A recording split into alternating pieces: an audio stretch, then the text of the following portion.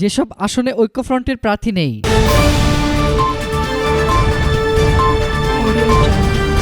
একাদশ জাতীয় সংসদ নির্বাচনে দেশের বিভিন্ন আসনে প্রার্থিতা ফিরে পেতে হাইকোর্টের পর আপিল বিভাগের চেম্বার আদালতে করা আবেদনের শুনানি নিয়ে এখন পর্যন্ত মোট ২০ প্রার্থী নির্বাচন করার বিষয়টি আটকে গেছে। তাদের মধ্যে ২ জন স্বতন্ত্র প্রার্থী রয়েছেন, যারা আওয়ামী লীগের বিদ্রোহী হিসেবে পরিচিত।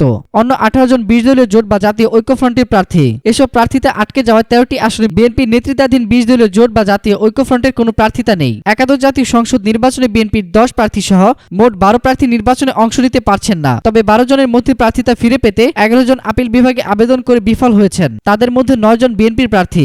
নীলফামারী ৪ আসনে বিএনপির প্রার্থী আমজাদ হোসেন সরকার হাইকোর্টের আদেশে প্রার্থিতা ফিরে পেলেও আপিল বিভাগের চেম্বার জজ আদালতে তা স্থগিত হয়ে গেছে। হাইকোর্টের আদেশের বিরুদ্ধে প্রার্থী ও পক্ষগুলোর করা পৃথক আবেদনের শুনানি নিয়ে গতকাল আপিল বিভাগের বিচারপতি মোহাম্মদ নুরুজ্জামানের অবকাশকালীন চেম্বার জজ আদালত বেশিরভাগ আবেদনে নো অর্ডার দেন। এছাড়া বেশ কয়েকটি আবেদনে কোনো রকমের স্থগিতাদেশ না দিয়ে আবেদন আপিল বিভাগের নিয়মিত ও পূর্ণাঙ্গ বেঞ্চে শুনানির জন্য পাঠিয়ে দিয়েছেন। এ নিয়ে আদালতের আদেশে গতকাল পর্যন্ত মোট ২০ প্রার্থী নির্বাচন করার বিষয়টি আটকে গেছে। উৎস jagonews24.com। নির্বাচনী সকল খবরাখবর পেতে ফ্রিকি নিউজের সাথেই থাকুন। ধন্যবাদ।